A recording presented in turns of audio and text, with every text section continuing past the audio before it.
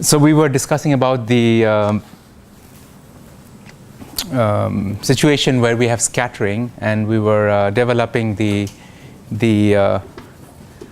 quantitative method to handle scattering of quantum states, and the main result we are trying to get to is the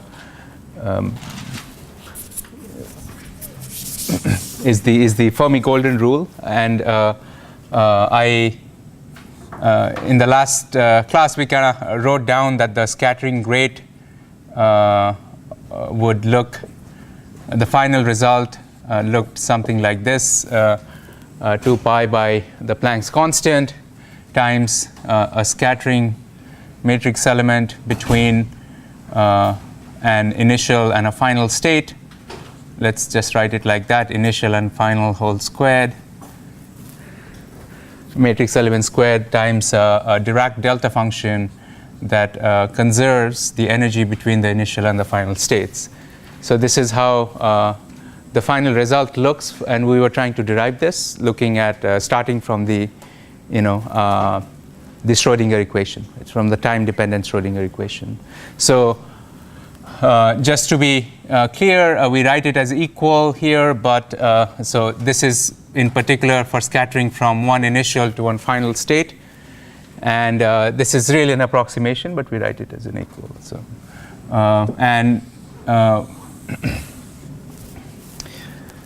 the method we were taking is really looking at the microscopic picture and looking at an initial state which we called as 0, state 0 with energy E0, and potentially many other final states. We call it state n with energy E sub n. These are all eigenvalues of your completely solved Hamiltonian problem, which could be the electronic band structure of a semiconductor, for example. Right. So this could be your initial state. Let's call it k. This could be a final state. Let's call it k prime. And these two. So we may be looking at scattering rate between those two states, for example. Right. So. Or it could be the states of a hydrogen atom, whatever be it, right? So the method of our method of approach was we started with the time-dependent Schrodinger equation and said that whatever is the quantum mechanical state, initial state of the system, or rather any state of the system, whether it's electron just sitting here or it's a superposition of many of these states, I can always write that as the state vector, right? It's as a linear superposition of all of them. And the full-blown equation we really need to solve is the original Hamiltonian, which was unperturbed, plus some time-dependent perturbation that we're adding. So this is our time-dependent perturbation. And we have to resolve this equation now and find out from here, what are the coefficients of, if I started out the particle here at a certain time later, what is the coefficient or probability of finding it there? That's how we can approach the problem. And I will not repeat some of the things I did, but I'll just try to summarize that by saying that the idea was we first went to if you want, the Hilbert space where the original state vectors or the eigenstates, eigenvectors were not rotating, but we did a transformation, and we went to a space where they were all not rotating anymore, right? So they were rigid, and in that process of transformation, we got the original Hamiltonian at least cancels out from the linear part. It appears as an exponent now. In the exponent, that's where the original Hamiltonian appears, and there are a new with this transformation of writing the state vector as a unitary, evolution with the original Hamiltonian times, So this is our Schrodinger version. This is the new. We are pulling out this part as a new variable, and in this. After this transformation, our Schrodinger equation it makes it easy for us to see what is due to perturbation and what is not. So on the right hand side now, you get this H0t times your perturbing potential minus I over h bar t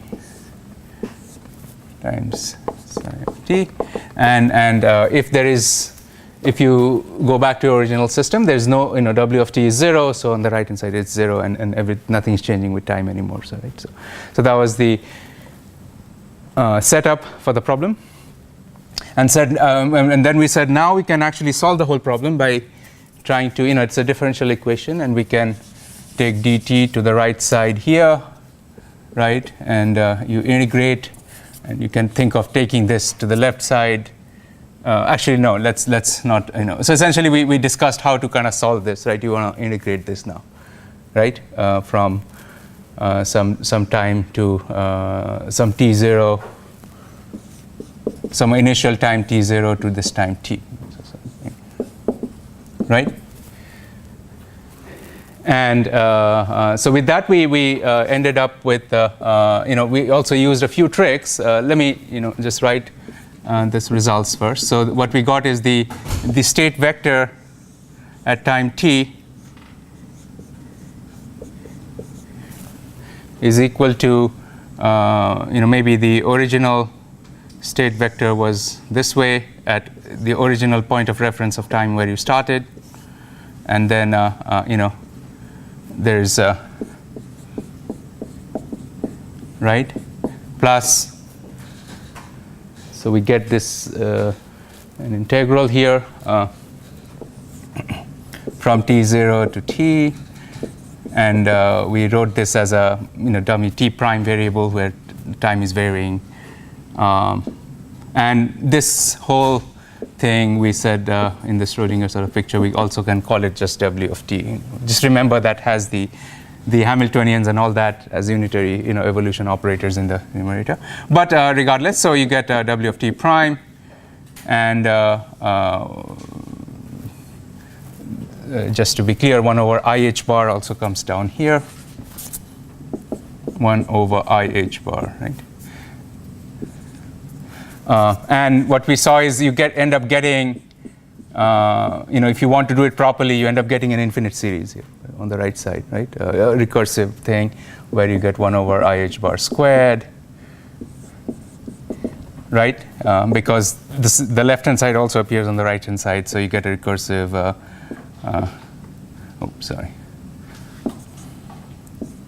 t prime.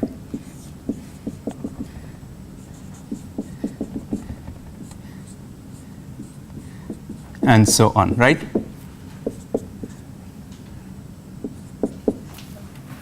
Right, we kind of did that in the last class, okay. And now what we were trying to do was, we argued that if the perturbation term is much smaller than the Hamiltonian term, in other words, if W is much less than H0, right, the potential that the electron sees originally, or H0 can translate into E0 minus E1 or something like that. But if it's much smaller than that, then it gets successively weaker. You can neglect the higher order terms, right? And we said we can neglect it. And actually, if you don't neglect it, what it really evolves into is this. If you consider the whole thing formally, that's really also called like a Dyson series, which takes into account multiple scattering events, and mathematically it looks like a Green's function again. I mean, when you consider every possible multiple scattering events. I'll mention that when we come to that point, but at this point we're going to throw out everything out of with second and higher order terms, where there are two scattering events, W and W. Right? So we throw all of them out, and just retain this first term. And the idea now is just to be, if you want to look at it as in pictures, here's the original state vector. The electron started out here, and the state vector in Hilbert space is like that. And then because of the scattering, this term perhaps brings you maybe over here. Makes sense, right? Then the second term maybe brings you over here. Third term brings you over here, and so on. It gets smaller and smaller, so you end up with this final state vector. So we're kind of saying that this is very small right now, neglected. Makes sense? I mean, just pictorially at least. Okay, so any questions here? Yeah, Connor? Can we not do like a momentum space transform to try, or not momentum space, frequency space transform to get rid of all the time integrals and solve this? Solve it instead of having to make this approximation. There's no way we can get around making the approximation that.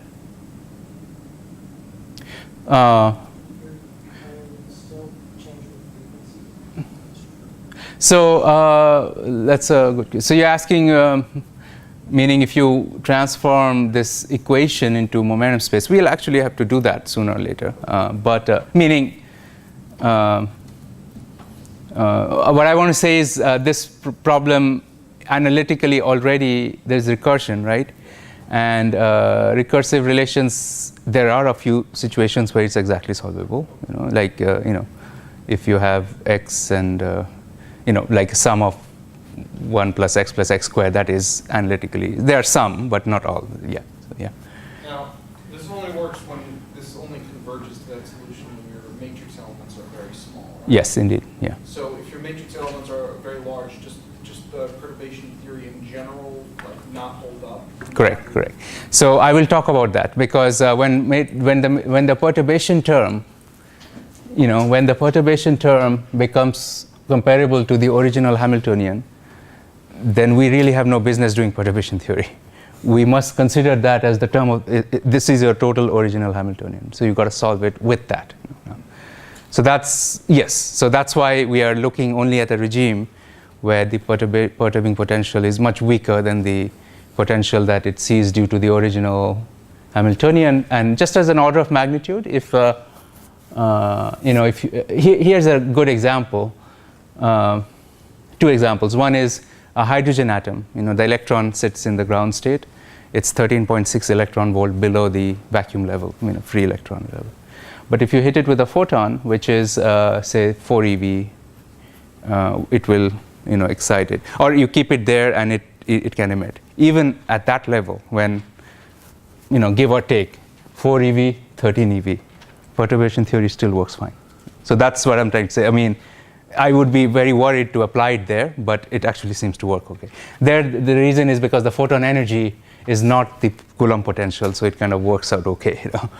But in a crystal, if I have a scattering potential which is 6 electron volt in height, that's when stuff will start kind of not working. But if it's 50 MeV, it's okay. Yeah. So yeah. In most cases, isn't it that the perturbation term does overpower the Hamiltonian? No, it will be less in most cases. Well, let's put it this way. As I was saying, I mean, it's really up to you what you're calling it, right? If this term is larger than that term, then we shouldn't be calling it a perturbation term. That's integral part of the Hamiltonian itself. Does that make sense? I mean, you must resolve your original Hamiltonian then, right? Including that term. So this will become very clear. This actually shows up very nicely if you have what you call a very deep level states inside a semiconductor. If your semiconductor has a band gap of say 4 electron volts and you have a 2 electron volt, basically if you have a defect whose depth from the conduction band is 2 electron volts, then the perturbation theory starts causing problems. You must solve it exactly all over again. I'm still having a hard time drawing the distinction between just an extra term in your potential v of x in the Hamiltonian and perturbing it in this manner. Right. So here's meaning you want. Let's look at a couple of examples then, if that will help. Here's the exact Hamiltonian, of a hydrogen atom. It's right minus e square over 4 pi epsilon naught r, right? Times psi is E psi, and that's the hydrogen atom potential, right? It's just a proton right? And that's attracting electrons that may be moving. So that's your H naught, right? Now I can,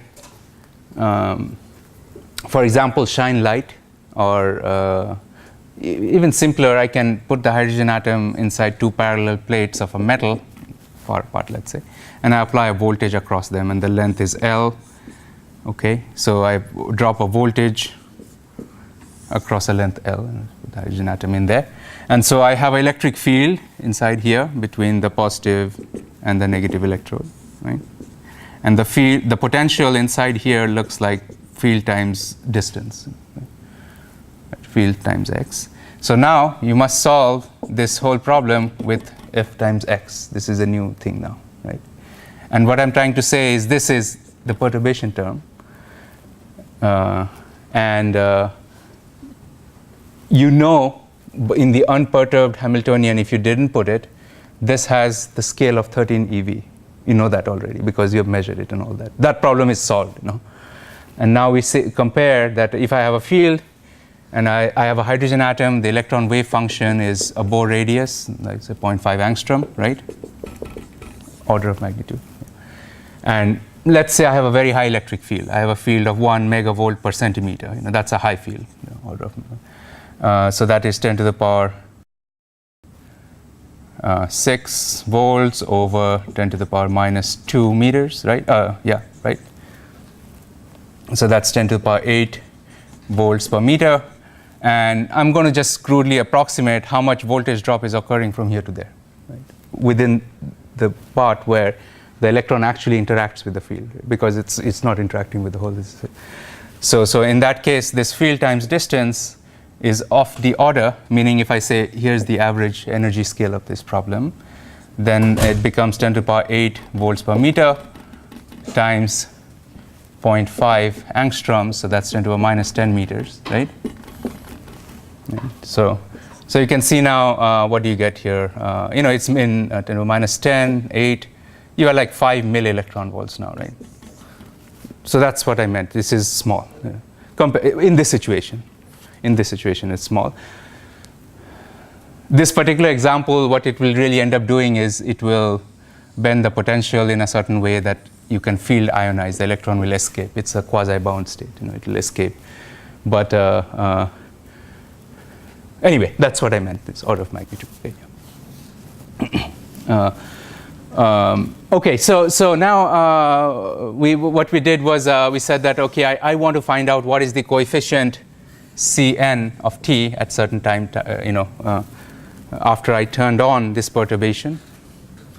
And I'll make this very precise as well. What do we mean by at the time we turned on? But so we are looking at Cn of t, and that we get, you know, just like in any vector algebra problem, what you're really looking at is, you know, here's where your state has gone to, and here's another eigenvector, you know, maybe. Well, okay, let's say it's pointing this way. This is your vector n. Right? So this is the original vector 0, and that's your vector n. Right? And we're just asking what is the projection? How much strength is it in there? Right?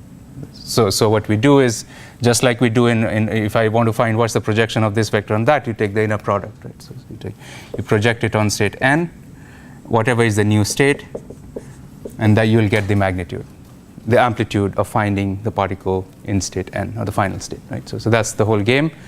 And we said that if originally it was in a eigenstate 0, then obviously you know, we will make the life simple by saying we have already normalized everything and they're orthogonal to each other, right? So that term will go to 0, and what we are really left with is so we are throwing that term out, this term, the first order term, which is IH bar T0 to T dt prime times, I'll just write it as 0 because we said our initial state is 0. Not complete. So I must take the inner product with n, right? And because n lives in the Hilbert space, it really doesn't care about numbers, so it goes right across dt prime. But now, remember, this has Hamiltonians in it, right, operators, so it must we must find the product now.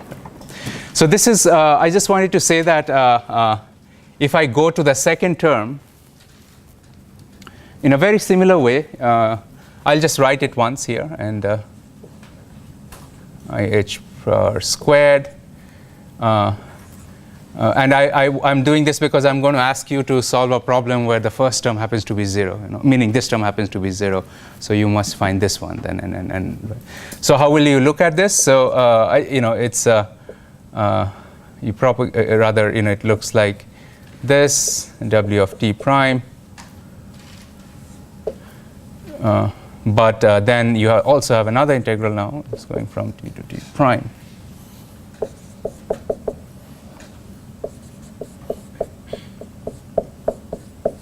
Does that make sense? I mean, that's how it's going to look. Just two scattering events, and you still have an inner product between them, right? And what you do is for the second term, I'll just point it out and then move on and not dwell on it. Here, you can insert all possible intermediate states. I don't know whether, and then you sum over all states here. Are you aware of this? I mean, you are inserting, this is identity. Whenever you say sum over all eigenstates in this form, right? That's actually one or identity vector. Right? So this is, you're resolving one into unit vectors, in this way. So if you insert that, then you can again close the brackets on this side and that side, and you get very interesting terms. Many of them sometimes are drawn in terms of these Feynman diagrams and all, where show multiple interactions. You have one k-state come in. Physically, what will happen is this k-state will scatter first into that and then into that. So there will be two scattering events. There will be an intermediate state, but then it can scatter into this and then that. All these paths are possible. So that starts taking care of these things, and then you can have third order, fourth order, all that business. So I will not dwell with that in right now. We'll just kind of forget that for now. And you can see why perhaps these terms get smaller and smaller, because if you're doing phonon scattering, it's much harder to find 3 phonons meeting all criteria at the same time, so in the same space. So, okay, so we look at this term, and what we discussed in the last class also, and I'll just repeat it. That's that we have this sort of a Hamiltonian appearing in the exponent and we have a scattering term e to the power minus I h bar over h bar, and then I have a state vector, original state vector, and we have to really evaluate this term, and that is 0 because of orthogonality. And so that's what we're after. And we also made a very nice observation that because Hamiltonian is an operator, but then I can take this operator and let it act on the left side, and that just gives me e to the power plus I over h bar, the energy of the left side, and that's just the eigenvalue of that, and that's just ENT prime, right? Similarly, I can take this, act on the right side, and that just gives me minus I over h bar E0 of t prime. Okay. If that's not convincing, you can always think of, again, if you have done a lot of this, great. If you haven't, I just want to say that if you are looking at, I over h bar, h naught time acts on some eigenstate m, then you can always think of this as in an identity vector. You expand your exponential as 1 plus x squared by 2, right? I over h bar h0t, right? h0t whole square by 2 plus so on, right? And then the whole thing acts on your eigenstate, right? And I think you can see no matter how many times you take a power off, you can always operate it as many times, and it extract the eigenvalue that many times, right? So you get, what you get is really each of these H naughts will get converted into the energy of that state. And then you collapse it back, and it just becomes, same thing again. You go back to the exponential form. Does that make sense? I'm just trying to justify why we're doing that in case it's not apparent. Right? Okay. Yeah. This is straightforward. Going from here to here is something that we'll encounter when we talk about the path integral approach. We'll see that this will play a big role there, being able to come back from picture like that to this. Okay. So once you can do that, and what this term then becomes, the coefficient, Cn of t, is 1 over I h bar, an integral from t0 to t, dt prime. You can see what I get is basically this term now. This term has no operators in it. It's some perturbation. So I can write the matrix element. Let me write it this way. Okay, so maybe you can I over h bar En minus E0, the difference in the energies, right? Times T prime. Yeah, En minus E0, and so the W of t is the time-dependent perturbation. So we write it as 0 W of t n. Right? So that's your matrix element. And I'm still not taking it out, this term out of the integral yet, because my perturbation term can very much be time-dependent too. I don't want to take it out, pull it out yet. So we will consider two types of perturbations. One is what we are going to call as time independent, and one is time dependent, but really everything is time dependent. So we are going to artificially create one now. So here's what I'm going to start with. I'm going to say that it's time. First let's assume that my perturbation is physically, for example, I have a crystal, through which the electrons are moving, and I have maybe one side that's missing, right? Yeah. And that point is sitting there in space and time. It's not moving anywhere. So it's not diffusing away. It's just sitting there, right? And so now, compared to the periodic potential, if I were to sketch along this line, it looked maybe, like that, right? Before that thing went missing, that was the exactly solved problem, H naught. And now, because of the missing thing here, maybe your, this thing just became a little bit deeper or something like that. Right? So that's my perturbation term, W of R. It's not time dependent, just space dependent, right? But why are we calling it time dependent perturbation theory? Is because we are going to first, at this point, I'm going to write it in this fashion, and later on it will become a little more clear why we're doing this. Okay, I'm going to write this as e to the power some term eta times time. I'm going to write it in this way. I'm going to explicitly give it some time dependence too. Okay? And then there's space dependency, but you can divide it into, it's a multiplicative thing, right? So this is a class of this is how mathematically we model time-independent perturbation potentials. We say and we'll see how you make it time-independent. The other class of perturbation terms is where you are, implicitly you have oscillating minus I omega t. Again, this you can be sine, cosine, some other function, but in general, this is any time-dependent stuff. We can break it up into sines and cosines, so it's the most general form. And we'll still put a e to the power eta t here, because this thing is going to be actually kind of useful. So yeah. First of all, you can see right away, so these are the two types. This is what we call as time-dependent perturbation. This is time-independent perturbation. Right? And what we are going to do in the end is we're going to put eta to 0. Right? In which case, explicitly, this becomes time-independent, right? This becomes 1, and that remains time-dependent. Right? So we're going to do that. That's the mathematical construction. But physically, it hides a lot of things. It will see that here eta has units of 1 over time. You can see, e to the power that. So it has units of frequency. So h bar times eta has units of energy.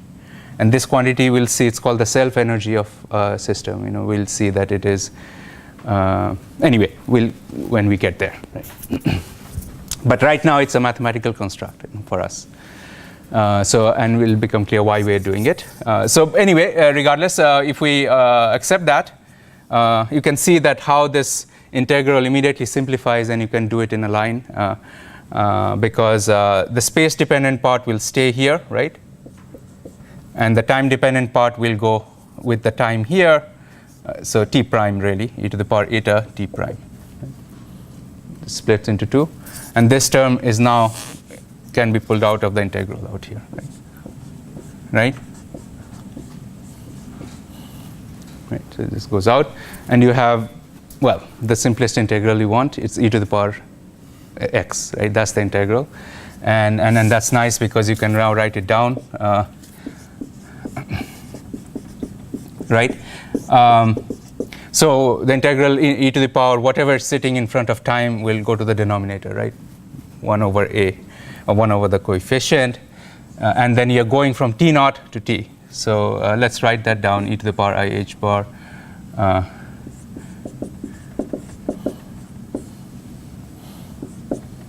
I'm going to just write it out explicitly, and then we're going to argue what is 0, what is not, that sort of thing. Okay.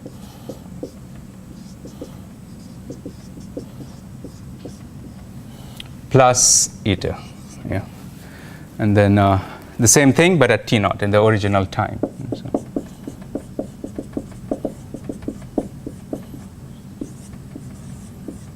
Right. So it's fine. I mean, yeah. Let me know if they find any errors, but I think this is what you should get right from this integral. Okay. Oh, you just integrated through. Yeah. So it looks complicated, but really we are.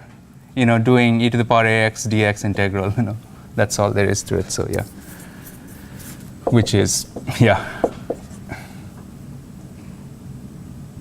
x1 to x2, yeah, that's really what we did there. So yeah.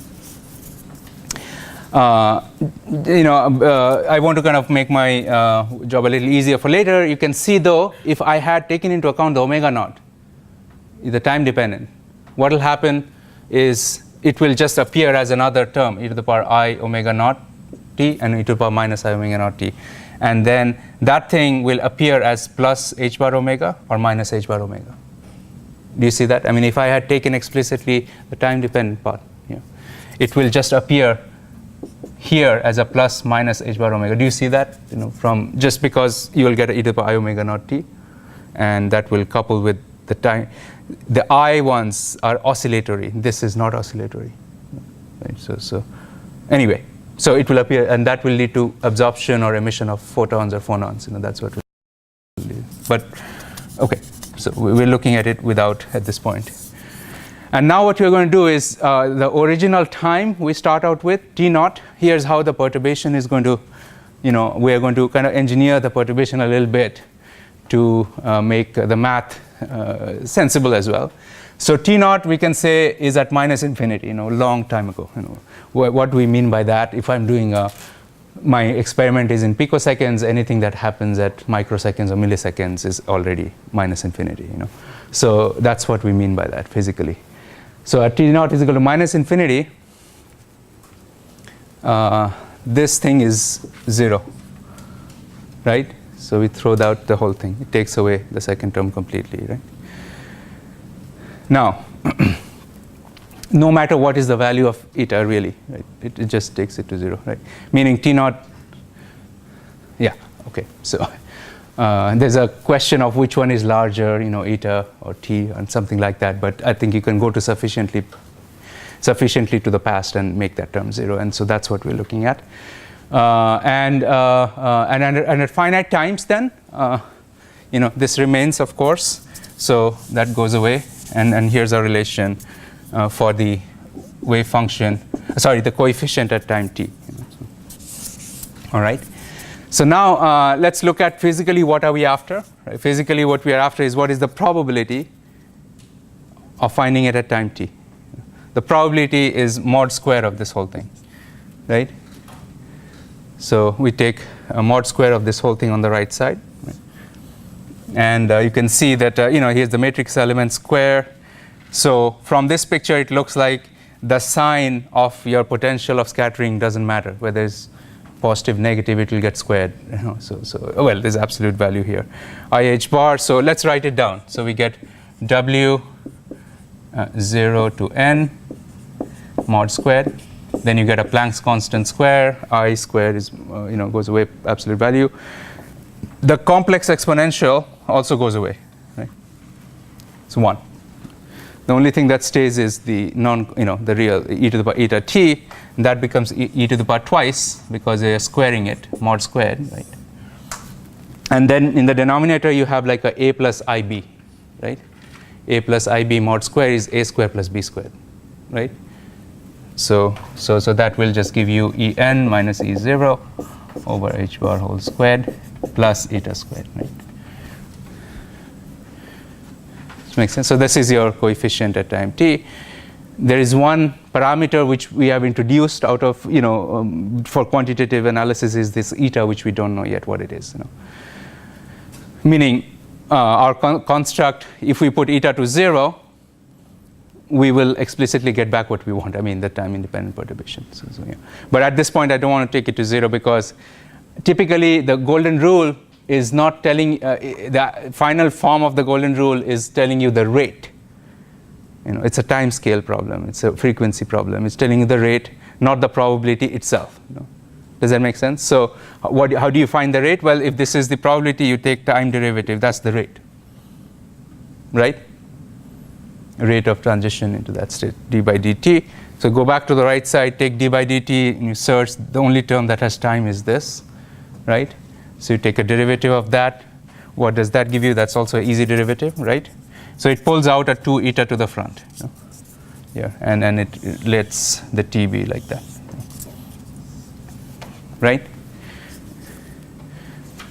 Okay, so now, so this is our rate of scattering from state 0 to state n for this particular problem. Okay, and at this point, I'm going to we can discuss a little bit about what to do with this parameter. And so the parameter is chosen in a way. So we are going to now take a limit of this parameter as eta goes to a very small positive number, but it's very close to 0. We're going to take a limit to that value, e to the power eta t, and to eta here. And why are we doing that? Is because when eta becomes 0, no matter what is your time, right, e to the power eta t is 1, right? Does that make sense? I mean, that's the construct here. E to the power eta t is 1.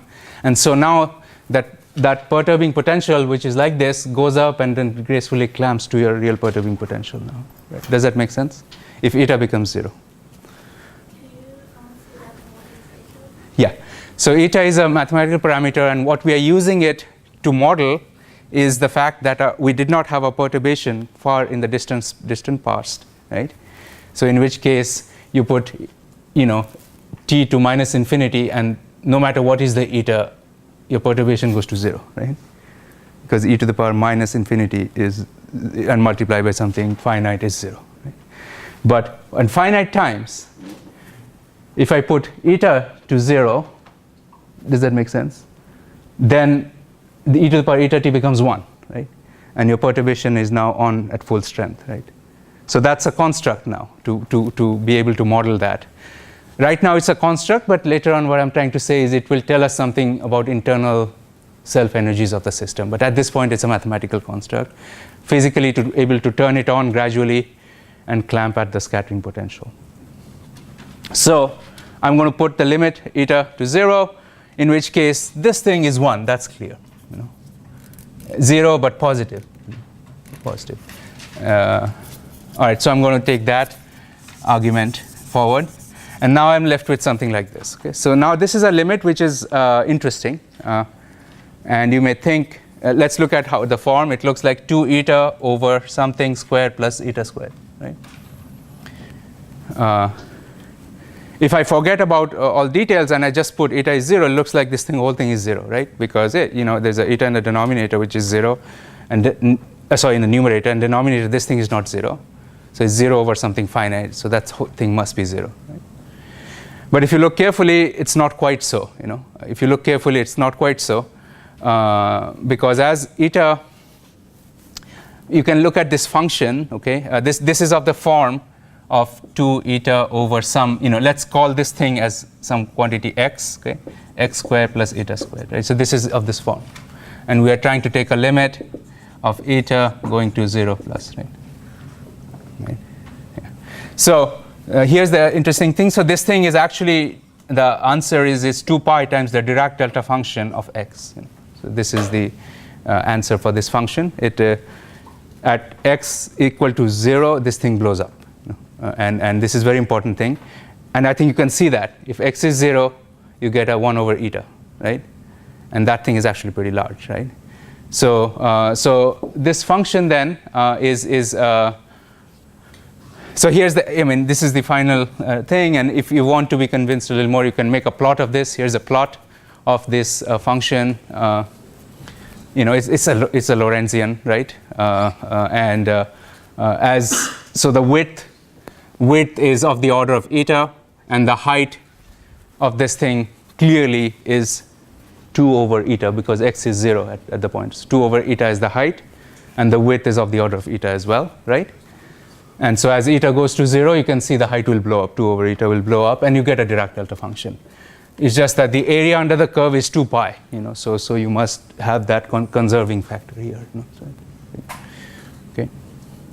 Okay, so now if that's okay, we can just replace this whole business, and remember our x is the difference of energies over Planck's constant. So I just replace this whole thing by 2 pi times Dirac delta function of En minus E0 over h bar, right? Hopefully that makes sense, because that's the denominator part of the Lorentzian here, and we get that. Is that okay? Yeah. And now one more important property, beyond this one, is that Dirac delta function of a times x, if you have a constant here, is 1 over a times Dirac delta of x, where this is another property, and you can always prove it by just integrating over x, and you will see this works out just fine, right? And so on. Make a variable change from x to ax to u or something like that, and you will see this is correct, right? So whenever you have a Dirac delta function, you have this property that is 1 over a. You can also argue about it completely from a units perspective too, if you want. I mean, if x is length, a must be 1 over length. And what is the unit of Dirac delta function? Meaning, if I take Dirac delta of something, does that have, let's say I take Dirac delta of something which has length. Does that have units? If I take sine or cosine of something, that something should always be dimensionless, right? Otherwise, I'm doing something not physical. What about Dirac delta? If I take Dirac delta, I can actually take a Dirac delta of length, no problem, right? But what are the units of this function then? Yeah. 1 over length, yeah. So it's 1 over the argument, and the answer is very simple, because you're going to integrate it over length, and you will get a 1. So really the unit of Dirac delta is 1 over the argument, unit of the argument, right? So 1 over joules, 1 over this, whatever be it, right? And that's something to remember, because you can check units and see if something went wrong or not. So, yeah. So here I'm going to apply this. What do I do? You can see what I can do. I want to take the h bar out, right? So it will go out as 1 over h bar. So h bar will go to the numerator, right? Is that clear? From here. Right? So a is 1 over h bar for you. So it just goes to the numerator on that side, right? Anyway, so that will cancel one of the h bars out here, right? And then you can rewrite it in the form we started out with. So that's 2 pi over h bar times this whole thing. So we got what we wanted to. This is our initial state. That's final state, matrix element squared. So that's the Fermi golden rule result, final result. In the process, I think I wanted to just make sure that we are very clear. If you had the time-dependent perturbations like that, all that they are going to do is add or subtract h bar omega naught here. Does that make sense? You'll get another Dirac delta with En minus E naught minus h bar omega naught, for example, right? Yeah. Before you put the h bar omega in there, it seems like you can only change between degenerate states, like when those energies are equal. Very good point. Exactly. Interpretation. Okay. No, absolutely correct. Okay. Yeah, absolutely correct. So, and this is a very important point. What we'll see is if I have explicitly time-independent perturbation, a time-independent perturbation potential will be incapable of changing the electron energy. So that will be called as elastic scattering. If I have time-dependent perturbation, those scattering events will be capable of changing the energy of the electron, net energy. And that will be called inelastic scattering. And an example is phonons. Phonons are oscillating waves. So an electron can change its energy by scattering with a phonon in a crystal. It can dump energy into the lattice in vibrations, or it can absorb energy. But if you are scattering of, say, a vacancy like what we talked about here, you can't change your net energy. It's an elastic scattering, and for this exact reason. It's going to conserve energy. Momentum, you can change. You will change momentum in this case if you scatter out momentum. And remember, in principle, everything considered, we always conserve momentum. We always conserve energy. But when we collide with or this could be maybe a much different atom, or something like that, or defect. Essentially an electron is much lighter than these things. So this collision, all the momentum difference appears in the electron, not so much in the, by a fly with a truck. So the truck doesn't really move much. So yeah. Okay, no, that's correct, and we are going to see that in a few examples. Yeah. So we introduced this by stating that W is a function of time, and then suddenly we said that W is also a function of position halfway through. Oh no, okay, I see. I may have given a wrong impression. W is always a function of position. Okay. Always. Okay. The question was whether it was a function of time or not. Okay. So we are trying to distinguish between two kinds of scattering events. One is time-independent perturbation. Time-independent perturbation, but spatially, whatever, it can change in space for sure, yeah. And the other is where we explicitly, the perturbation itself is oscillating with time. And those are the two we're trying to distinguish at this point. Okay? So, and then, honestly, you don't really need to. You can always think of a time-dependent scattering event, and you just put omega to 0, it's DC, and it's fine. You can get back to that. But I think it also kind of shows that if your perturbing potential is not a wave like, if it's not oscillating in time, the electron cannot change its energy otherwise. And that's also, it's shown by this argument, by trying to distinguish the two. So, everything is really time dependent here, right? Yeah. Okay, so here's kind of the final expression then, and we're going to start using it in a few cases. Again, just to emphasize again, Dirac delta of this thing has units of 1 over energy, and you can do the numbers. This is always energy. Matrix element squared is joule squared. So you can check the numbers. You will get 1 over seconds, in this picture. Yeah. Now Dirac delta will blow up. Obviously, it's an infinite value, but what does that physically mean? It just means that you are looking at scattering from one quantum state to another quantum state. And typically in any system, you have to add over you typically have to add over all possible final states. So you have to kind of sum this over all possible final states. So you have to sum or integrate over the Dirac delta, always. If you have a large number of final states, then the scattering rate from one initial state to just one of those 10 to the power 22 states is extremely small. Right? It takes forever, right? Anyway, something like that. But I'm saying that physically, it may be confusing, what's it happening with blowing up, but in reality, we're always going to sum over a density of states in the end, and then it will be very finite, so it won't blow up. And we are going to see those examples. The second thing, I just wanted to again add that because I'm going to skip over it for now. But if you included all the other higher order terms, I mentioned that you can do this sort of insert the identity, and your expression here kind of changes a little bit. This is your first term that we derived, but then you get these multiple scattering terms which involve the electron scattering from the potential twice or thrice or 4 times and so on. So, I'm going to skip that part for now.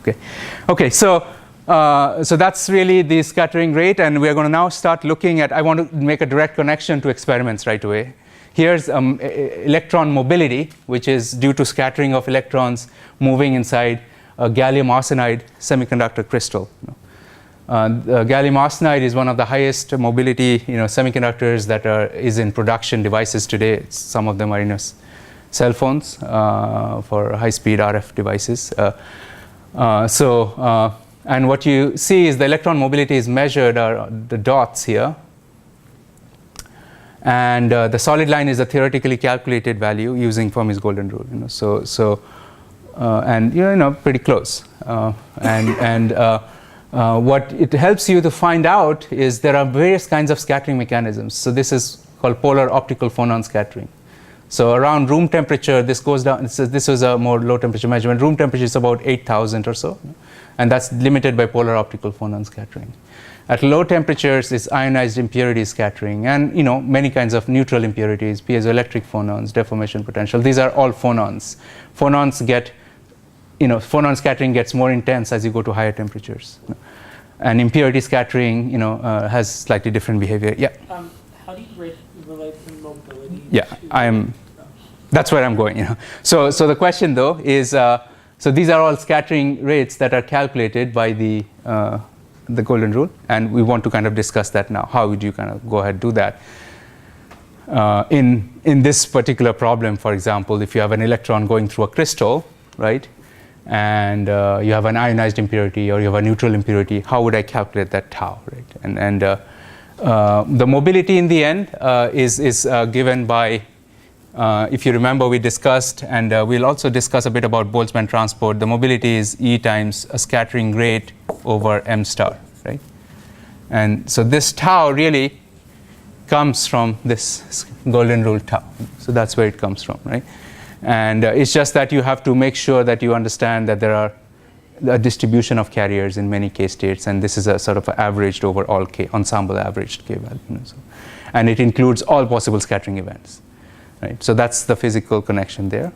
And so there are many reasons why you may cause a perturbation to the original Hamiltonian, which is a perfect crystal, right? And any deviations from the perfect crystal are going to cause scattering. That's the idea. Yeah? Now here's one more important distinction between scattering events. Okay, so you can think. So here's any periodic potential. Let's say I introduce in this crystal another set of atoms somehow, intercalated or something like that. I put another set of atoms. Right?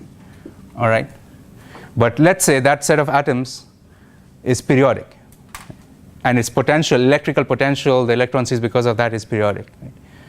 So that will actually not cause scattering, but what that will do is it will change your Hamiltonian to a new Hamiltonian now, right? It's a slightly different periodic potential. It will change the band structure of the semiconductor. Maybe it will become maybe a little bit less mass or something like that. Right? But that's not going to cause scattering. So a periodic potential that's time independent is not going to cause scattering. Right? Why? Because you can absorb it in the original Hamiltonian, and it just becomes a part of the original unperturbed problem now. Right? Does that make sense? I mean, we started with the periodic potential as an exactly solved problem, and now we are saying, hey, I'm going to add another perturbation which is periodic, but then it can't be. You are not outside. It's not. It falls under that periodic. You should take that into account in this term, not here.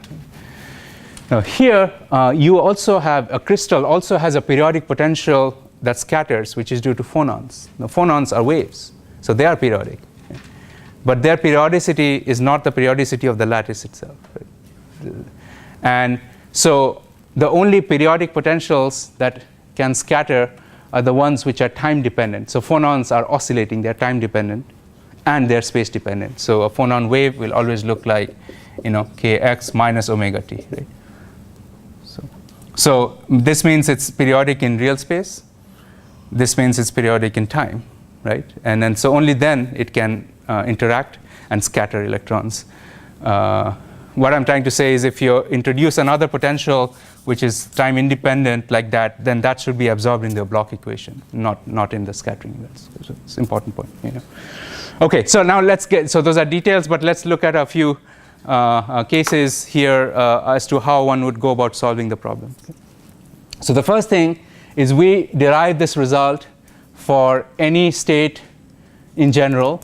We want to first look at how does this result end up being for a crystal, for an electron in a semiconductor crystal, for example, or in a metallic crystal. And we know that all right.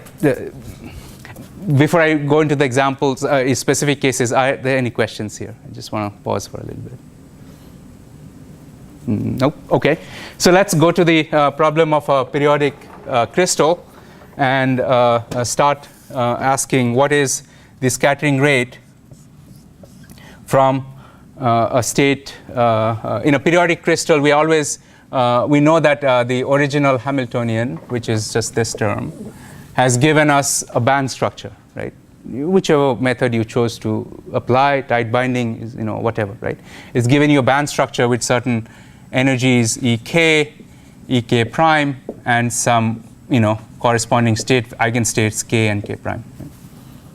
So the scattering rate can be written as from K to K prime, right? Right? I can write it like that. And I'm just using this formula now. My initial state is some K state, final state is some K prime. So I write it as 2 pi by h bar. But now the matrix element, I should write it as state K is the original state. Electron starts out from here. And then at time t is equal to 0, or at the original time it's sitting here. And then you turn on the perturbation, and maybe at some later time it's over there, because of a perturbation potential W of R. So I put that W of R here, and I close the bracket with the final state, right, and square it. That's this term, right? Matrix element squared, right? Initial state, perturbing potential, final state mod squared. Right? And the Dirac delta function is going to conserve the energy between the two states, Ek minus Ek prime, the energy of this state, energy of that state. Now you can see that there's a bit of a problem here, because the way I've drawn here, Ek is not equal to Ek prime, right? And that's true. This is, but this is a very general drawing. What I mean to say is this sort of scattering potential, which is not changing in time, really, right? In times of interest. Does that make sense? I just wanted to make sure that in the times of interest, which is from here and to the future, it's not changing in time, right? So in that case, the electron cannot change its energy, right? But then it can always find states which have the same energy. There are many K prime states which have the same energy. It'll find one of those. Does that make sense? So this is the elastic scattering process. If it is able to change energy, then you'll get a plus minus h bar here. That's all. All there is to it. Mathematically, everything else is the same. Okay. So now what I wanted to discuss a little bit is about because and this is a scattering from one state K to the final state K prime. Let's look at this scattering matrix element, because all the physics, the microscopic details of the fact that the electron is in a crystal is inside here. And then, of course, it's also inside here, because these came from the crystal potential and all that. The EKs also came from crystal potential, but it's inside there. So let's look at this matrix element. And matrix element inside a crystal, So the initial state is a block vector, wave function. The final state is also a block wave function. Right? And so, and this matrix element, physically what it means is you are integrating over real space, 3D, 2D, we do in general 3 dimensions. Okay? Yeah. And what you are really doing here is this state is, let's call it the block state psi k of r.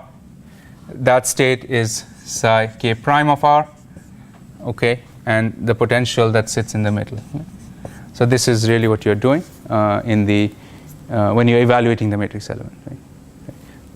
Physically, this is the wave function of this state, right? And that is the wave function of the final state. Right? Full-blown wave function, block function. Why isn't it psi Oh, k star? sorry, you're right. Star, yeah, complex conjugate star, yeah. So this must be a star because it's the inner product. Okay, good point. Right? Is that okay? Yeah. And Do you need a joint occupation function in there, or is this just you mean occupation function? yeah? Oh, yeah. So that's a good point. Actually, the occupation function is independent of. Here's this thing. What Fermi's golden rule is telling you is that I don't really care whether this state is occupied and that state is not occupied at this point, right? But what Fermi's golden rule is telling you is if this state was occupied and that was empty, here's the scattering rate. And Fermi's golden rule doesn't even care whether these are fermions or bosons. In fact, it's saying that even if I had a boson here and a bosonic state here, bosonic state there, here's the scattering rate for that also. It's very general. The occupation function will come later when we start doing count all the states and say that will come with what's called the Boltzmann transport equation. Will take care of whether, so that, let me just skip over there. So that will come when we look at the occupation function separately. That's treated separately. Okay, so good point. So it's important to point out then the occupation function doesn't enter here yet. It's only when you do the full bookkeeping of all states that's when it enters the picture. So yeah. Okay, so the matrix element looks like this, and now if you ask what is a block function, we have actually talked about block functions too, and the block function always looks like e to the power I, k dot r times a function that is periodic in the lattice.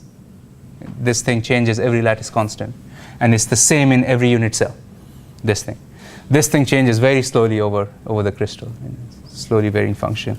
And then there's a normalizing factor, square root of the volume of the crystal, right? So, right? And the psi star is just complex conjugate with a k prime minus I k prime dot r over square root of volume. Okay? So here's for any block function, it's going to look like this. It's very general, be it in a metal, in a semiconductor, anything that's a periodic crystal, it's always like this. Yeah. Okay, so now what we do is we look at this, and so we were basically trying to find ways to simplify things here and also draw some intuition from here. So we break it up into 2 parts. E to the power I, and you can see right away you get a difference of the momentum, the crystal momentum k minus k prime right away, dot r times the scattering potential W of r. And I'm going to basically I'm going to separate U k prime, the block parts, from the slowly varying parts. Block parts are changing every unit cell, and the slowly varying, well, is not changing that fast. So, okay, so I'm going to put my volume over here for now. And so this is your matrix element in general for all crystals, so for any scattering potential. Okay.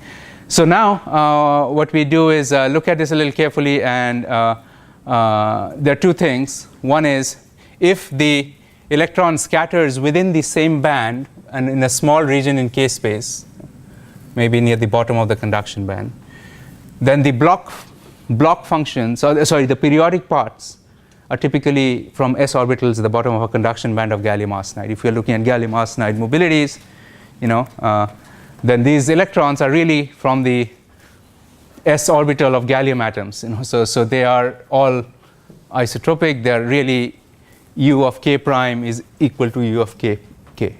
Does that make sense? They're the same periodic functions. They're repeating every unit cell.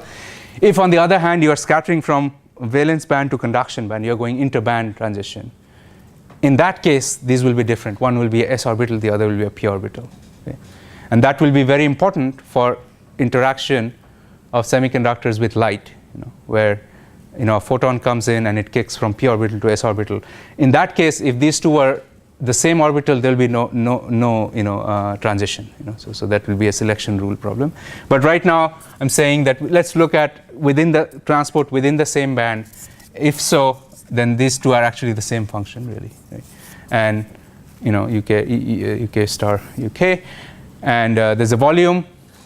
And now I look at this a little bit more, and I say that look, this function is a fast changing function. This is a slowly changing function at the microscopic level, because I don't know where I sketched the lattice. Yeah, okay. So let's look at the lattice. Maybe I sketch one more time. Or I think 1D is enough to illustrate this problem, right? So in one dimension, this part is changing, every unit cell, right? And it's exactly the same in every unit cell. Whereas this part, the slow function, is changing very little within any unit cell. It changes from one unit cell to another, but within a cell is very small. Right? Does it make sense? So slow. And probably I've used it in many other courses, not necessarily just quantum, but this is fast and periodic.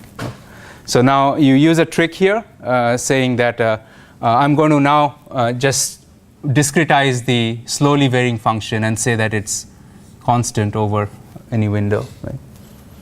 So within a unit cell, it's just constant. In which case, I just say, it's maybe some big Ri. So that's R1, R2, and it just is a constant within that window. Does that make sense? And similarly, the scattering potential, I'm also going to say it's, slowly varying at this point. Let's make that assumption. Okay? And in which case, these can be pulled out of the integral. Do you see why? And what you end up getting is the integral. You can just do the integral of this thing over just one unit cell, just from here to there. Okay? And then this part has to be summed now. Right? You just sum over, maybe call it R sub m instead of I, because I will be used as a complex number. Okay, so 1, 2, 3, 4, and all that, and R sub m is equal to 1 to the number of unit cells in the whole crystal. Is that clear what we're doing here? Yeah? Yeah. So are you summing the integral as well? Yeah. The integral's in the sum, right? It doesn't have to be now. You can see that it's the same thing in every unit cell. Oh, right, yeah. You can pull it out. So no, that's a good point. You're right. I mean, you can just decompose them. Yeah. Sure, you can pull that out, yeah. Okay. So now you can look at this and say, well, I actually know this integral, a block function, because what you do know is if I take psi k, right, and psi k star and integrate it over all volume, what is that? That's 1, right? That you know. And because those are normalized already, and therefore, if I take uk star, over volume, you can see that, if I take psi k star, the exponential parts cancel directly. I mean, they cancel, give you 1, and you just get this, right? And so,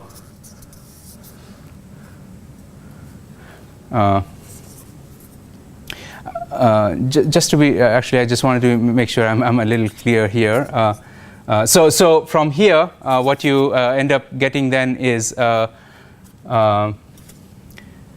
this whole thing just becomes 1, even though, now, just to be very clear, now you are integrating over all space, right?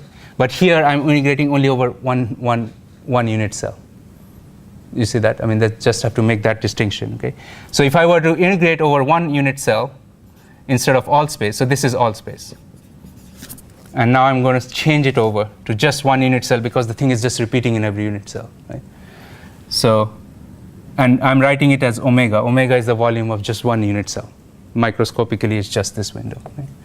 In that case, I think you can see that and I must multiply this by the number of unit cells. Right? How many cells are there? Right? Because it's the same in every unit cell. Right? It's just okay. So what we get here is this thing is just 1 over n. Is the number of unit cell 1 over number of unit cells, and so this whole thing just becomes the number of unit cells. It's a lot of work to justify something which probably one could have written without much discussion. So now you have, here's a full matrix element now. Yeah. Hey, sorry, I missed it. Can you go through again why the integral over all space is 1? Oh, okay. So what I meant to say is, if you take all space and you take your original block functions, okay, because these are eigenstates, that thing is actually 1. And then you now decompose into UKs and all that, and the wave function is really 1 over square root of volume times that thing. So yeah. And you write all, instead of all space, you find that this thing repeats in every unit cell, so you just integrate over one unit cell and you get that. And just work it through, you'll get that. Yeah. What happened to K prime for the U complex Yeah. conjugate? Yeah. So what I argued there was if my transport that I'm interested in, if the quantum mechanics of the transport I'm interested in is within the same band, then the periodic part, the U of k and U of k prime are probably both from the same orbital, s orbital, for example, of gallium. So in that case, they are the same. It doesn't change. Only when you go interband, it changes. But within the same band and in a small region in k space, it doesn't change. If you go out a very large region in k space, it will also change because you get mixtures from p orbitals and others. But that's why I make this assumption. And for the justification of why that works, you can see in the theory, right? So it's actually works very well, and it's predictive, so it can predict also, So that's. But if you pull it into high electric fields, then it will fail, and then you can see why, because some of these assumptions may not work and all that. Okay, so okay, all that is good. Now you can see now we are in what you call as a mean field picture. The microscopic details of the crystal are gone. Right, and now we can go back and integrate again. Right, what we do is say that I'm going to integrate this over the whole crystal, and I'm summing over each of these, and each of these has a volume of a unit cell. Do you understand what I mean? So I integrate just like you do in k space over the volume of one unit cell in real space, right? And you can see the trickery because you get back n times this is the total volume here. So you just got rid of the block function completely, here, the periodic part, and you just deal with what we call as the envelope function or the slowly varying functions here. Okay. And this is, you look at this now, R sub m should become just R again, right? Because now you've gone from discrete to continuous. And you look at this and you realize that, I know this mathematically what this is. So here's your scattering potential, okay? And you are multiplying it with some number e to the power I q dot r times you take this function, whatever is the scattering potential, and you're doing this. So that's clearly a Fourier transform of the scattering potential. It's a Fourier transform, right? And so this is called the Born approximation after Max Born, who first kind of calculated this and gave it a name because we kind of know the Fourier transforms most functions, so we kind of know the answer already. If you have a harmonic, if you have a Gaussian scattering potential, then this matrix element will also be Gaussian because Gaussians Fourier transform into Gaussians, and whatever. So 1 over x or whatever form you have, you know this answer. Right? So is that clear? So here's the final answer. It kind of in this sort of under these approximations, small region, reasonably small space region in k space, your total scattering potential, I've written W, is really the Fourier transform of the scattering potential, real space scattering potential. So the matrix element is a Fourier transform of the real space scattering potential. Okay, so now the second thing we want to ask is, and we'll apply this to specific cases, but the second thing we want to ask is, well, that is all good. Now let's look at a little bit more detail about the scattering potential itself. Right? Typically, in a semiconductor, we are not just talking about one scattering center. We are talking about 10 to the power 15 or 10 to the power 18 per centimeter cube. Right? They are spatially distributed, and the electron wave goes through. It's right here. The electron wave goes through, and there are many scattering points. Where, there's a defect here, defect there, ionized impurity defect perhaps, or point defect. So the electron is really going through maybe a turbid medium where there's a lot of potential for scattering now, right? At many points. So how do you deal with that, right? Because now let's look at the same kind of impurity. Maybe this is a point defect. There's exactly the same point defect but sitting there. Right? Here's another one of the same kind. Here's another, and then there's all these things. So you just add the total potential that an electron wave would see is now. Does that make sense? What you are doing here, adding the same potential but with origins at different points now, right? In real space. It's just translated, from here to there. Physically, what the electron wave is looking at. And I'm trying to kind of simplify, rather go through this discussion because I found actually it's not done in most books of transport, so it's useful to just have a look at where it comes from. So if I have, let's look at a 2D crystal perhaps, and the electron wave is moving this way, and there is a scattering potential here and same scattering potential there, and they're randomly, or they're arranged in real space. And so what we are saying is the total, let's say the scattering potential due to just one is whatever it is, right? And then we say this is due to one, that's another, that's another, that's another, and we're just adding up the total potential seen is just a sum of all these. Right? W0, the same function, but just translated by some distance, vector distance. Right?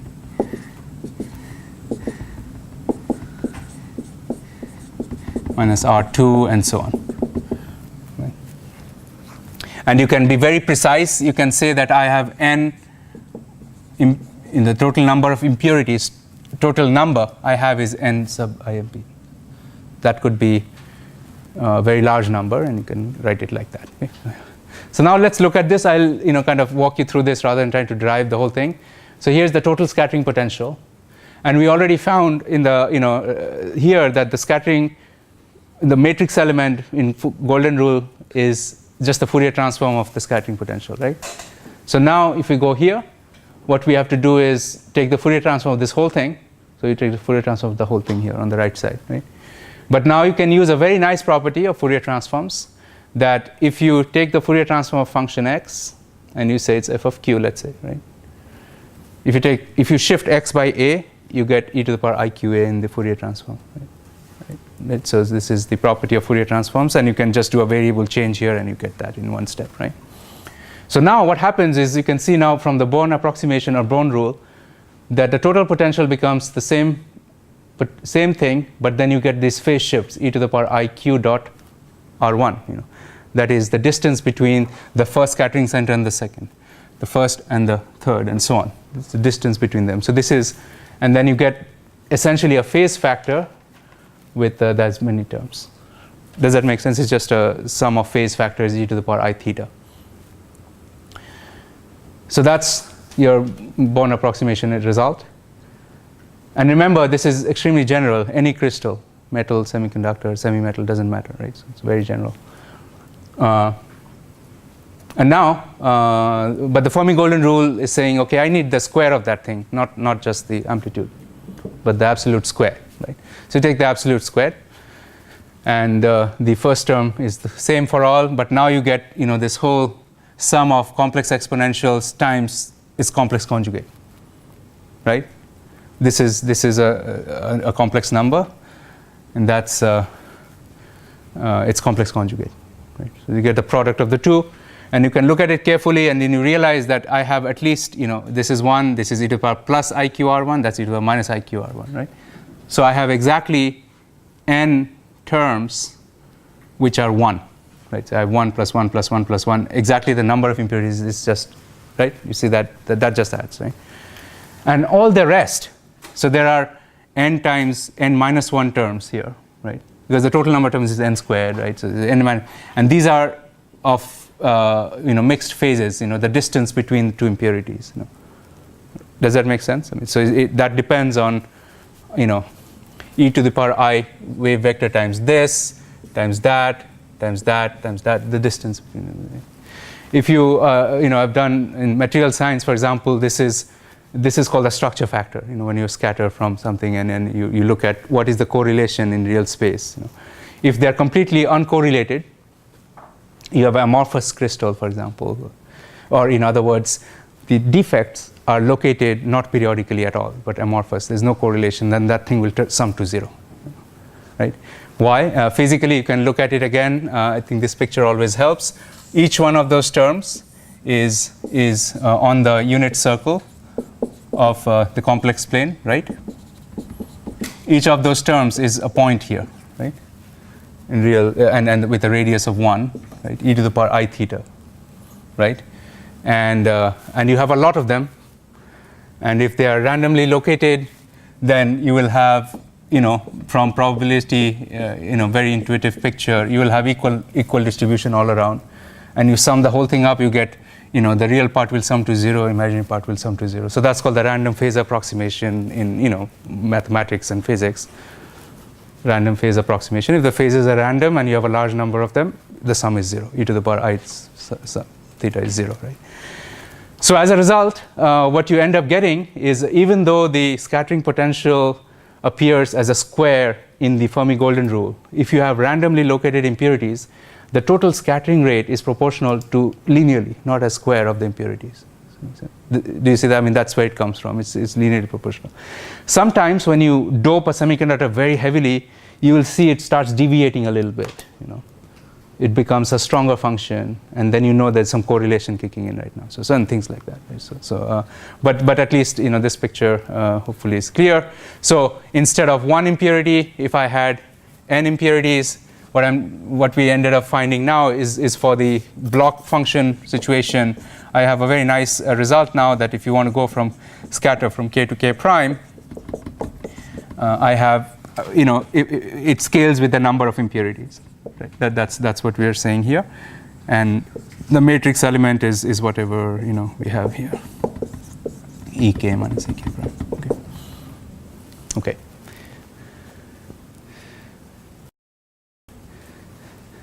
So just to be very clear, this is in this limit of uncorrelated dopants, uncorrelated scattering events and all that. Yeah. Okay, so the next thing is we can now apply it to a particular case and make some estimations of how this looks. And by the way, this is, I had mentioned it's written up, this part, this is also done in the Golden Rule chapter that I mentioned, that you can read up there. So here's an example, a point scatterer. A point scatterer is where we are saying that it's very much like what I started out with. Let's say the scattering potential is very, very localized in space. Maybe just this thing is missing, in which case it has really no spatial extent. I said that scattering potential looks something like that. You can imagine, instead of that, it's just a Dirac delta function. You can mathematically just model it like that, and that's okay. So Dirac delta function, and that's what we are saying. This is a point scatterer. The potential, is very sharply peaked, and the total strength is V naught. Right? And so now to apply the golden rule, first we need to find a matrix element, right, due to each scatterer. And the matrix element, I think you saw why I don't even have the block functions here at this point, because we justified why we can, if you are within the same band, it's okay to neglect. It cancels out. So what you end up getting is a Dirac delta of an integral e to the power I k minus k dot r, but you put r to 0 because that's where the Dirac delta lives, right? So you get a very simple integral. Here's the scattering strength, V naught, and here's the volume of the crystal. V is the volume of the crystal. That's the matrix element for you, for this case. This is for only one point defect. Only one point defect. That's the matrix element for only one point defect. Exactly right. And if you had multiple point defects, would you only have one scatter, like one V naught? Or would Yeah. there be a coefficient for each delta function? Right. So if I had multiple, I'll just have multiply by that. It's linearly proportional to how many defects Oh, I wow, have. that's cool. Yeah. No, that's right. So that's why it really makes things much easier that way. Yeah. And we do that kind of in the last step here, but okay. And so now the golden rule, I apply all of it and say that here's my matrix element, here's my 2 pi by h bar. The scattering rate for state k to k prime is 2 pi by h bar, matrix element squared times this Dirac delta function here, right? So that's the total scattering rate from state k to k prime. But typically, I really am not, most of the times, not interested in what's the probability of going from k to k prime, but one particular k prime, but to all possible, there are many possible k primes it can scatter into. So you just sum over all of them, right, to find, how long will it take, for example, for electron to scatter out of this state into the other, right? And so that will involve a sum over all final k states, all final k states. And when you sum over all final k states, this is a constant in this problem. You just sum over Dirac delta functions of all final k states. And when you're summing over Dirac delta functions, what are we doing physically? We are just counting how many final states there are, right? Because every time you have a state, you get a one blip, and so this is really the total number of final states. Physically, this is the meaning of it, total number of final states. If you want to see it also done for example, in k space, instead of k, I'm writing the energy of the state k now, 2 pi by h bar V naught. Now, what I've done here is written the total number of impurities, point defects, is equal to this thing is the density of defects times the total volume of the crystal, right? So total number of impurities is equal to a density of the impurities times the total volume, right? Or volume can be here, right? So so this is the volume density, 1 over centimeter cube. This is just a number, that's volume of the whole crystal. So I've written the total number like this. And then when you sum over k states, you go into an integral, right? So over all k states, yeah. Sorry, can you explain again why the sum over the k prime of the Dirac delta ek minus ek prime gives you, and what exactly is d of e sub k? Okay. So so Dirac delta, when you are summing over k states, what you're really summing over is also physically.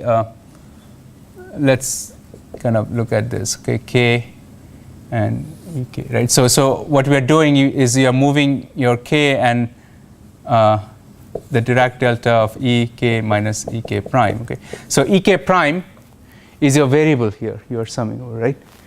And ek is fixed in this sum. It's fixed, right?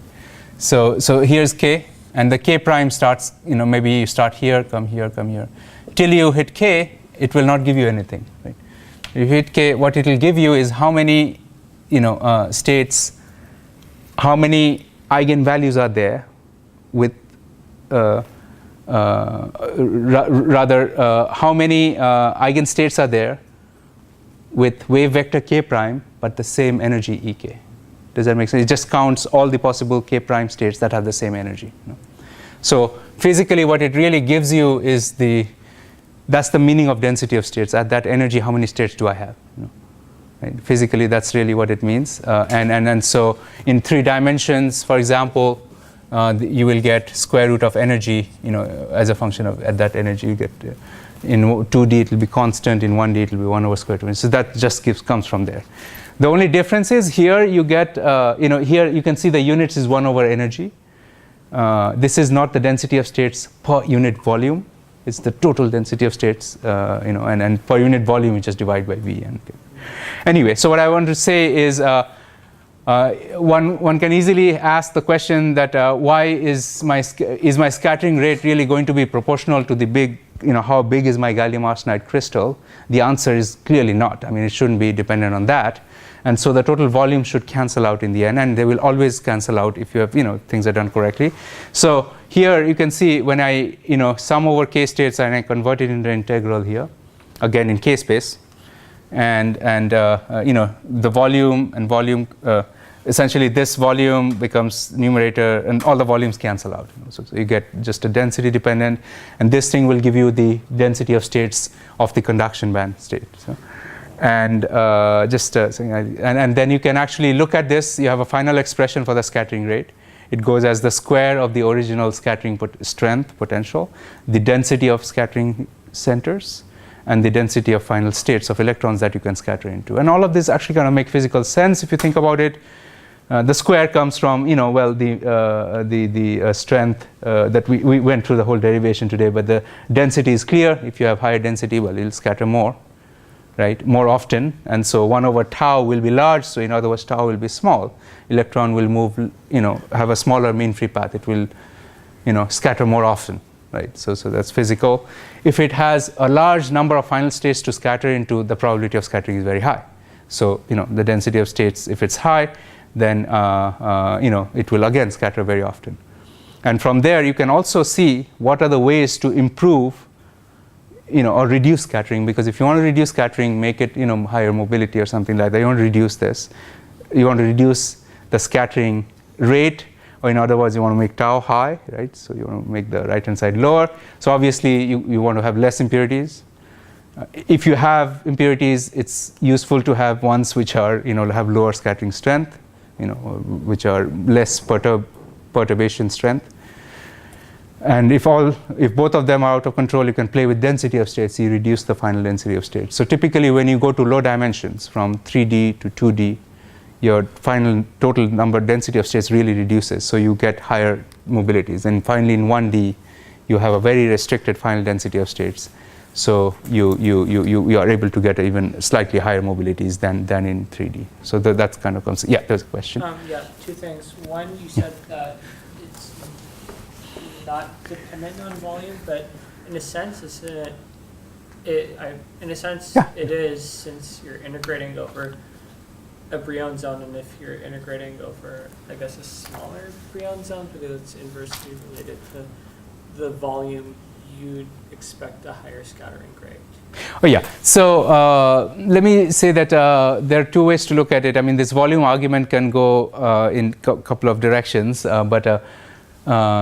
so whenever we write 3 dimensions, I mean, let's say we're on 3 dimensions. That means, so in principle, we have a very large number of unit cells in all 3 directions. That's what we mean. So when we say 2D, maybe it's a quantum well structure, or it's a 2D crystal, and you have a very large number of unit cells in 2 directions, but very few in the third, right? Does that make sense? I mean, in that sense. So when I am trying to say that this is a,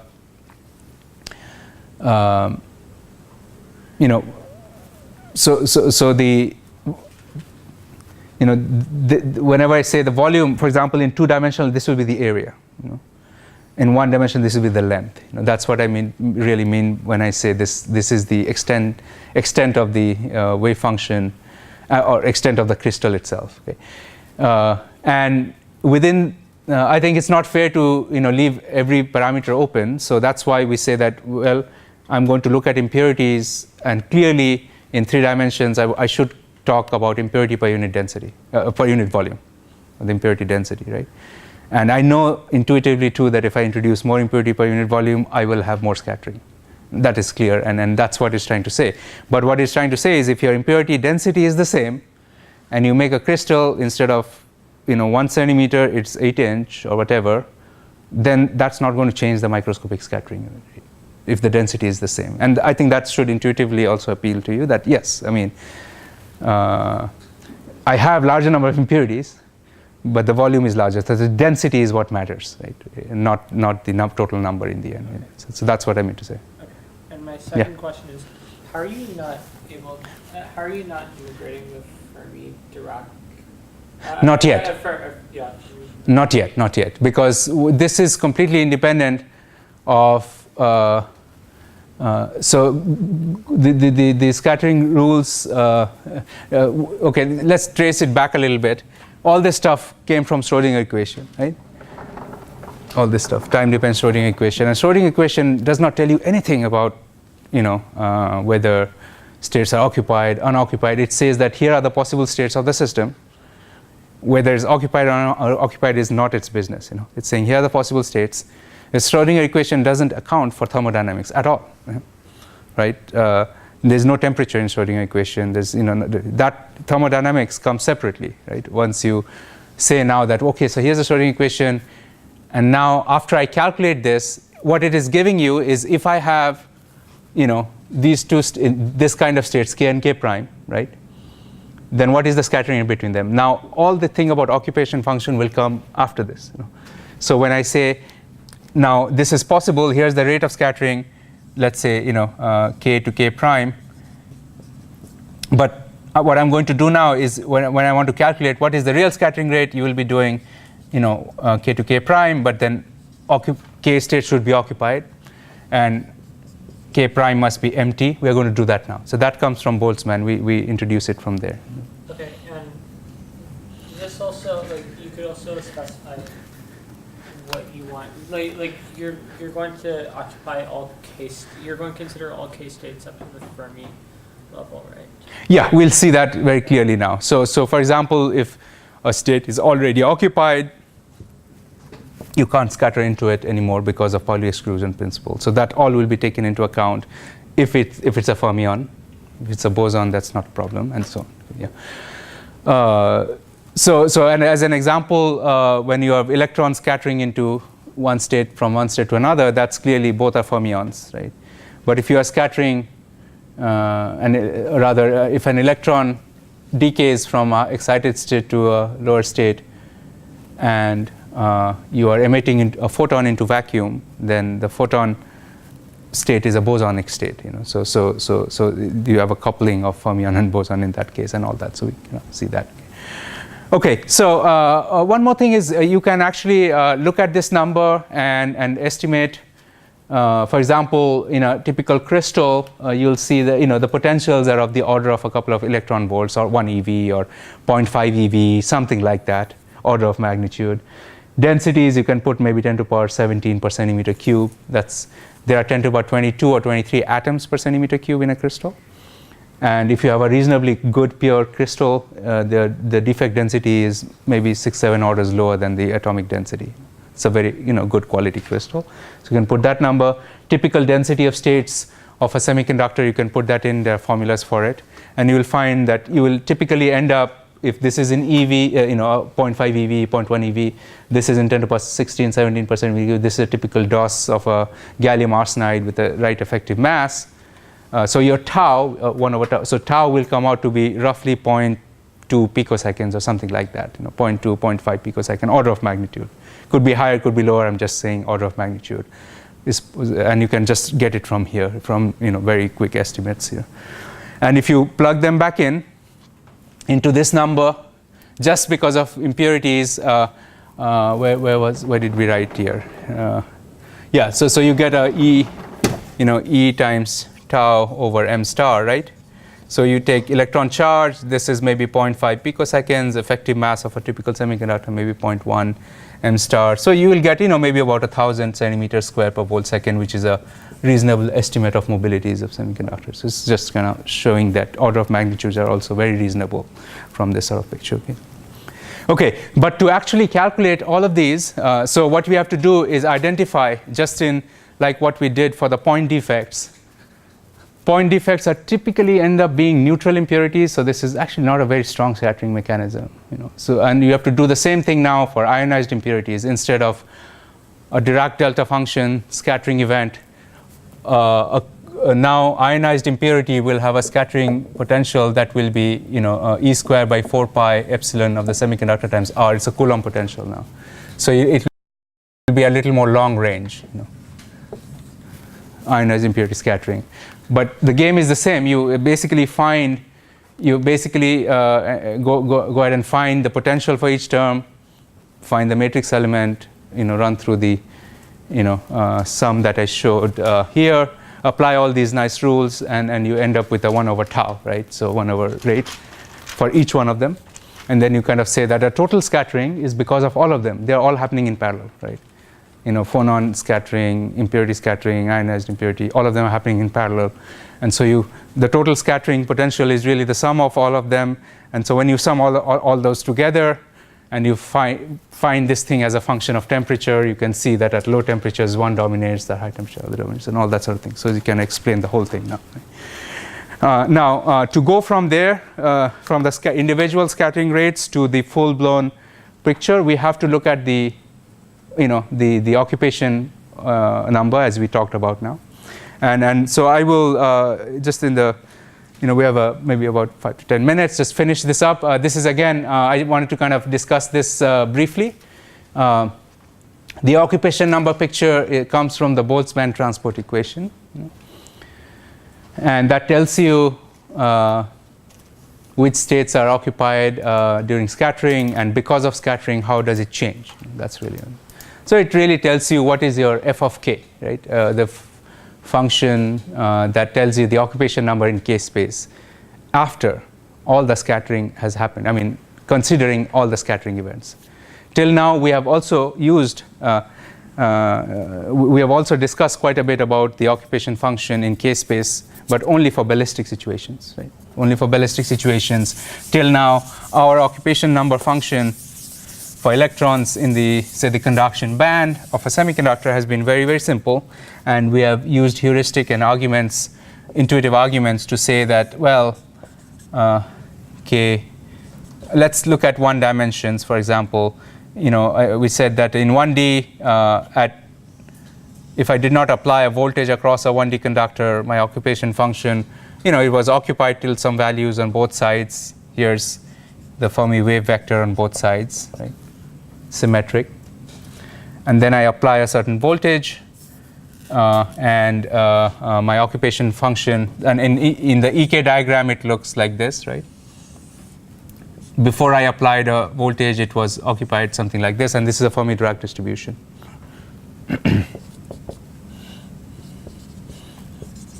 So the distribution here was Fermi-Dirac, meaning the occupation function was like this. Makes sense, right? I mean, this is something when you did not apply a voltage, this was just F0 of E of k, which is minus a Fermi level over k, right?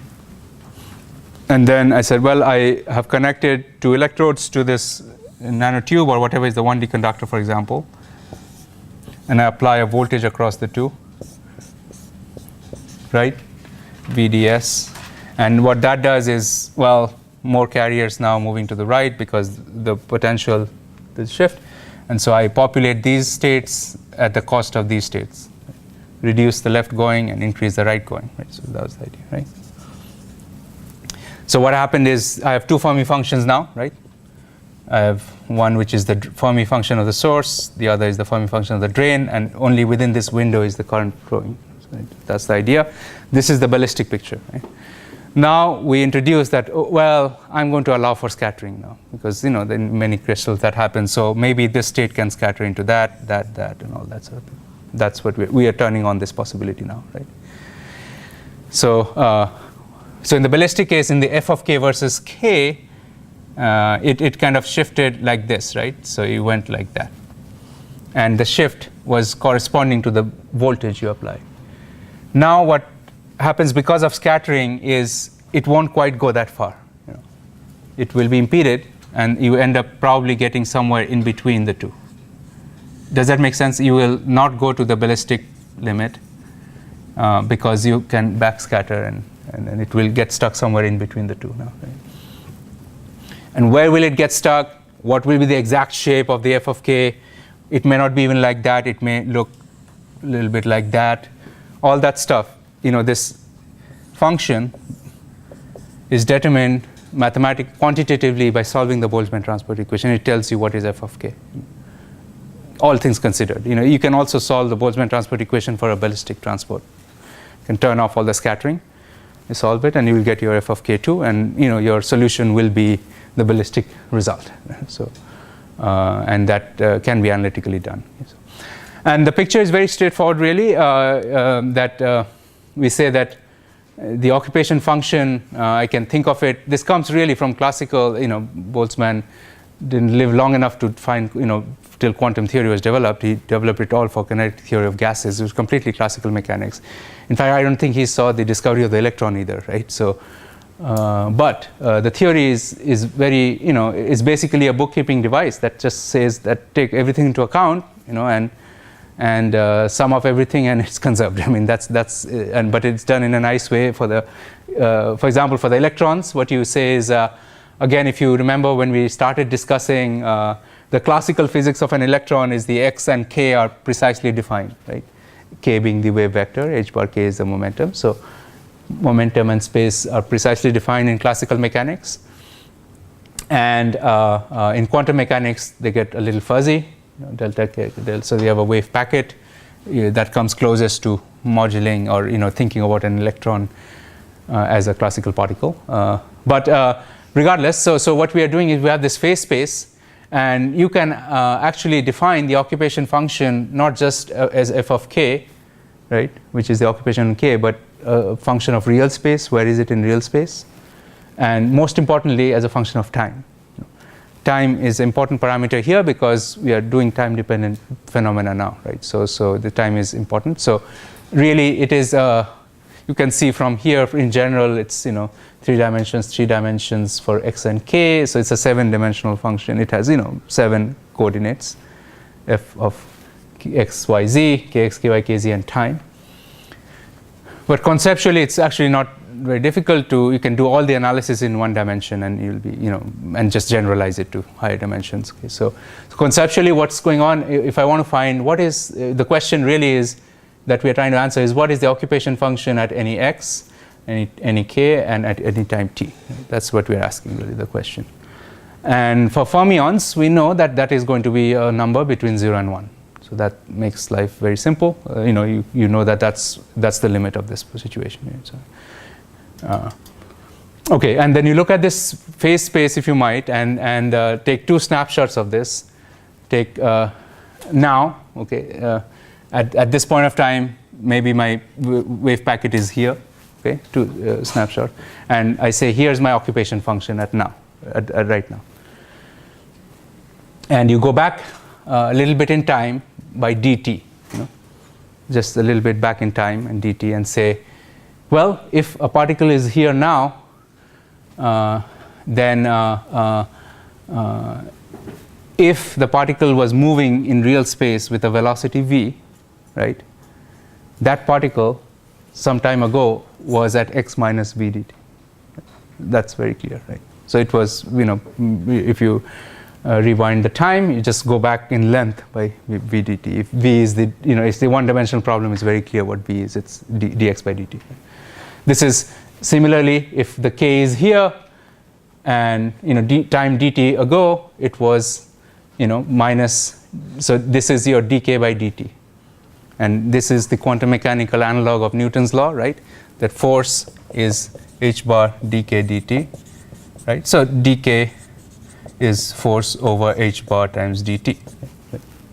So that's how much your k changed for a quantum mechanical particle from in time dt, and time went back by dt. Right? So now you have very interestingly went to another point in the phase space at x minus dx, k minus dk, and t minus dt, and here's the deal. If it's the same particle that came here, if you might, I mean, the probability that flowed into this region came from here, right? Time dt ago, right? So these two must exactly be the same unless there's some other stuff going on, right? Does that make sense? This particle is traversing this phase space path in time, and the only thing that can screw up this sort of situation, the amount of particles that came from here, is if there are particles that came from outside of this path, right? From some other k primes, or it went out from here. Does that make sense? So you can either scatter in from some other paths, right? Or you can scatter out to some other paths. So those are the possibilities for this situation. It kind of takes care of all possibilities now. What we were saying is, this, does that make sense? I mean, you could have scattered into this K state from other K prime states. This is a scattering in rate. And for that to happen, the state from which you are scattering, which is K prime, must be occupied, right? And the state into which you are scattering must be empty, so it's 1 minus f of k. That tells you this is the weight function or the Pauli exclusion principle function, right? That in order for something to scatter into this point in phase space, this state must be what's the if this is 1, clearly this is going to be you can't scatter into it, so that's 0. And that other state should be occupied. And then exactly in the same way, to scatter out, this state should be occupied, and the final states K prime should be empty. So, right. Okay, so that's that. So essentially what we're saying now is the occupation function at this point in phase space xk at time t is equal to the occupation function sometime in the past, right? At some point very close to it in phase space, plus some stuff that is happening because of in and out scattering.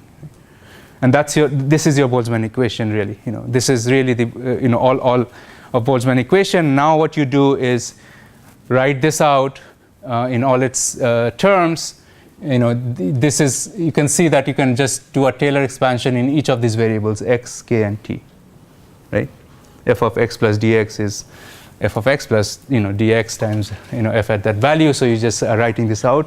I'm going to kind of summarize it here, and then next class we'll pick it up and do some analysis of calculations. So rate of change of so essentially what you end up getting is you have a group velocity, which is the band structure of this situation, and you have a gradient in real space of the occupation function. You get a force due to electric fields or maybe magnetic fields, then you get a gradient in K space of the occupation function. And on the right side, you have all scattering events. This is all scattering. All these details we talk about, phonons, impurities, they all come here on the right side. It's called the collision term and all that. It looks a little complicated, but I mean, for many cases, you can simplify a great deal. I wanted to point out a couple of things. If your occupation function is changing in real space, you have more electrons here than there. That's the meaning of this. So electrons will diffuse. This is called a diffusion term. So if your density is changing, then if electrons want to reach the same Fermi level everywhere, so they'll diffuse from it. Now this one is translation K space, and this is called the drift term. This is due to electric field. So drift and diffusion. Typically, you can distinguish between the two processes very clearly. And drift term will basically, change your K states obviously it also translates in real space, but this does not require, even if the carrier density is the same everywhere. Electron density is the same everywhere, particle density is the same everywhere, but still you have a certain current due to it because particles are carrying they're drifting, so that there's a current here. This one will take care of if your particle density is different, but you have no external field, let's say, right? Still you can get a current here, this will lead to, for example, you can take a semiconductor crystal, you heat up this side and this side is cold, you will get actually a current or a voltage buildup because there will be a density gradient across. The temperature high will generate a little more carriers on one side and it will diffuse, so you can generate current because of that. Yeah. How can you relate each of those independent terms to some change in time, to some derivative in time? Because usually, if you have a gradient or a divergence of some vector field or some function, yeah, that's easily relatable to some derivative to some time derivative that tells you how fast does it change with respect to that gradient. How fast does it change as you move along K space or as you move along real space?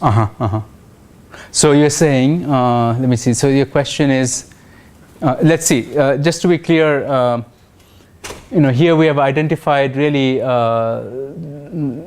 three things. One is space, the other is k, the third is time, right? And you're taking derivatives in all three, time, space, and k. Yeah. And looking at gradients in every coordinate, time coordinate, x coordinate, k coordinate, and right. So that's what you're really doing, and the x coordinate gradients are giving you x coordinate gradient is giving you diffusion currents, and k coordinate drift currents, and so on, right? So and they are relating everything to the time rate of change. Okay, so it's all related. Everything is It's all related. fed into that. Yeah, the rate of change of this is what this equation tells you. And so this equation, thank you. Yeah, it does not tell you really any new physics, but it's really a conservation law that your probability must be conserved. If the particle number is conserved, particle density is conserved, then you must have this relation, right? And that will help us get quite a few interesting results. We'll discuss some of those, most of those later in Tuesday and next time. But things like you can immediately apply this and say, for example, why is there a difference between absorption and emission, difference between spontaneous and stimulated processes, all that sort of thing. So we'll kind of discuss that. But the end result of this is we typically solve this equation in most of the times in approximations. You'll find relaxation time approximation or high phonon energy approximation. And when you solve it in steady state, you will get a f of k. And once you know f of k, if you remember, we have solved our transport problem because that's the only unknown. The band structure is fixed, right? And the f of k, you sum over all. Remember, to find the current, you sum over all occupied states in k space with the group velocities, and so this tells you what is that f of k, all scattering events included, right? Now, where do the scattering events occur? They'll come in here, and there'll be mobility. All those parameters will come out. The f of k will be a function of those scattering events, right? Right. So that will take care of that will solve your transport problem, and then you can just maybe just write it down that your J will again be exactly the same as we have discussed before. Q spins, valleys, L to the power D, and then you sum. But now what we are saying is we don't want to make the approximation of what is f of k based on ballistic physics. We want to actually let the Boltzmann transport equation tell us what it actually exactly is. Okay. And then you get to there. So okay, so and you can plug in. So all the scattering process, Fermi golden rule, all that stuff sits inside this S, K, K prime, and K. These are the scattering rates. That's the golden rule result that we use. Okay, so we can stop here for today. But just to say that the microscopic details for different scattering potentials are the real variety that one can get here, different potentials, and every time you do it in different materials, and you can see how what are the differences in say graphene versus silicon and other things. You can kind of get that picture, and hopefully see that defects in general are always going to be a problem as far as scattering goes.